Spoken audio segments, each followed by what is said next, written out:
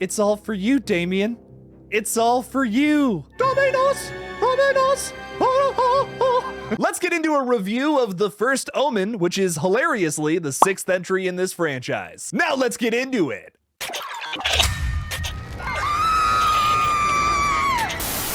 You guys know the drill. Before we review this one, we gotta talk a little bit about what the heck this thing even is. The plot description for the prequel to the original Omen reads, an American woman sent to work at a church in Rome uncovers a sinister conspiracy to bring about the birth of the Antichrist. The prequel was directed by Arkasha Stevenson in her feature directorial debut, not debut because that T is silent. It was also written by her, as well as Tim Smith and Keith Thomas. And to add another creative to that list, the story comes from Ben Jacoby. The cast is pretty excellent as well. We have Nell Tiger Free in the lead role as that American woman that I was talking about a moment ago. No, not the Guess Who song. You might recognize Nell from Servant over on Apple TV. Some other notable cast members are Bill Nye, not to be confused with the science guy, as well as Ralph Ineson, known for chopping a lot of wood in the Vitch. I think this movie had some pretty great scare sequences, a really good performance from its lead, but a third act that assassinates this entire movie. Woo, that third act completely killed this movie for me. As I talked about in my video from Wednesday, there are some scares that are lifted right from the original film, but what I will give this film is that they at least add something else to it to make it kind of special and not exactly the same scene you've already seen. No spoilers yet, but I did really appreciate that attention to detail. That was pretty good. I'll give that to the first Omen. There's also a super predictable twist that you can see coming from a mile away. There's a scare sequence early on in this movie that I feel like is absolutely the best part of this entire film and tops anything we see in the third act. That is so disappointing, man. The climax by definition is supposed to be the most exciting and explosive part of your film,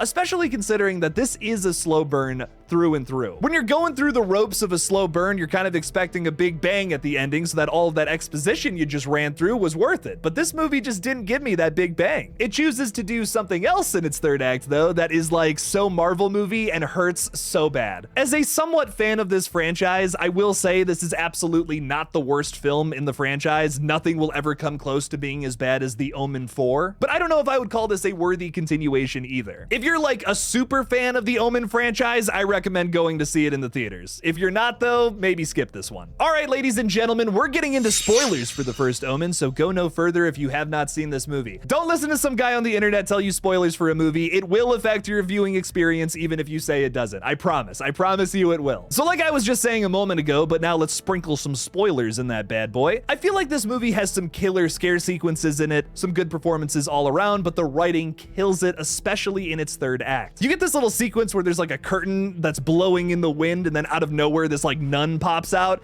It has absolutely nothing to do with the plot and there is no like demon ghost nun or anything in this flick, but it happens, don't worry about it. It's a scary little scene, I appreciated it, fuck it. The movie also opens by lifting a scare sequence right from the original flick, which I honestly wasn't that bothered by. That's not even a complaint I have about the film because they were able to add something to these sequences, and in my opinion, I think they did the priest getting hit by something falling off of a church even better than the original. That's due to the fact that this movie utilizes practical and digital effects really well, in my opinion. I don't know, I actually think they did that scene better. Good on you, First Omen, you did something right. They also do that whole song and dance where the girl goes, "It's all for you, Damien," except this is before Damien's born, so like cut out the Damien part of that whole section. She lights herself on fire this time while she does that to herself, and honestly, it does up the scene a little bit. It makes it a little crazier. You get to see her ghost later on kind of haunt our main character. I think that was fun. Even though I have my critiques about the writing, which we're going to get to in a second here, I will say there are some sequences of this flick that are really well done, really well shot. The cinematography is gorgeous, and I think the direction from Arkasha Stevenson is top notch. Even though I wasn't crazy about this one, I would actually lean towards not liking this flick. I will say Arkasha Stevenson is on my radar. I'm excited to see what she does next. Pretty much every issue I have with this flick comes down to the writing, which this movie was written by 3 people, and the story by credit is yet another person to add to that list. So technically you have 4 creatives behind the camera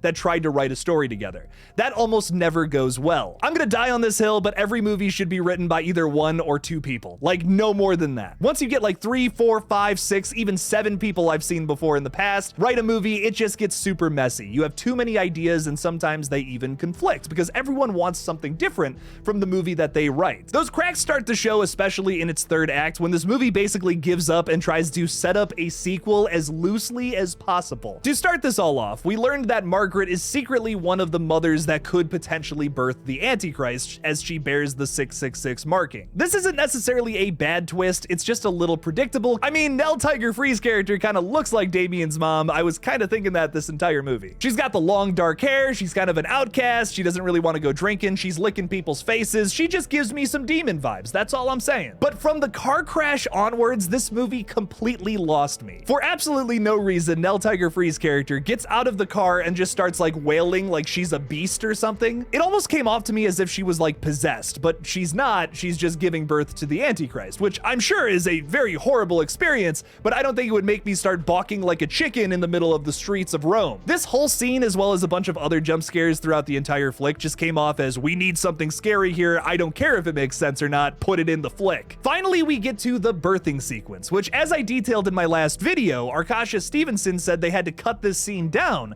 to achieve an R rating from an NC-17 rating. Well, what I learned the hard way is that she wasn't talking about this scene in particular. She was talking about a random thing that happens earlier on in the film that is completely inconsequential to the flick overall. In the first act of this movie, Margaret sees a girl giving birth and this demon hand like comes out of her vagina. It's really freaky and really disgusting. But overall, it just doesn't really play any significance to the overall plot. This should have happened during the birthing sequence in the third act because that's the best part of the movie. That is so disgusting and so disturbing, and it's literally just a dumb scare sequence in the first act to kind of get you jazzed up or something. I don't know. What I was expecting from this birthing sequence is you were gonna see this demon hand get pushed out and maybe have the baby already in it. It's like, here you go, world. Here's the Antichrist on a silver platter. Instead, we get a C-section, and for whatever reason, she has twins?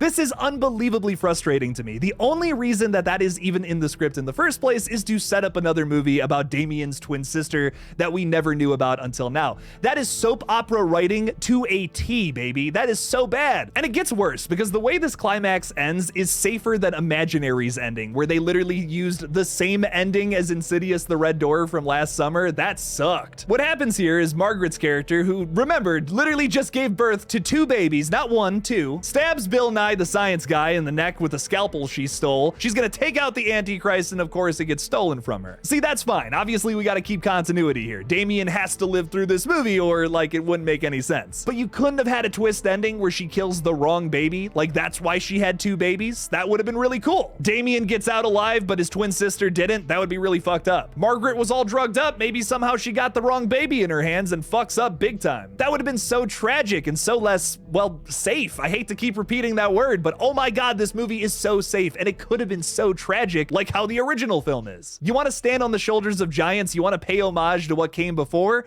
Give me something that's more freaky than what the original film gave us. The implication at the end of the original Omen is that this kid is going to turn into the world leader that basically dominates the planet. I just didn't feel that sense of dread from this flick at all. And then the very worst scene we get in this entire movie is this denouement where it's all of our characters happily together, snug in this little snowy cabin. I wanted to throw up watching this. Ralph Ineson shows up and teases a sequel. Maybe we get it. I kinda don't care. I just cannot believe that this movie used its climax, what I thought was going to be this scene that was cut down from an NC-17 rating down to R, just to set up another movie. That is the most Marvel movie BS I have ever seen in a horror flick. This movie has a good reason to exist and stand on its own, but do we need a sequel to this talking about his secret twin sister?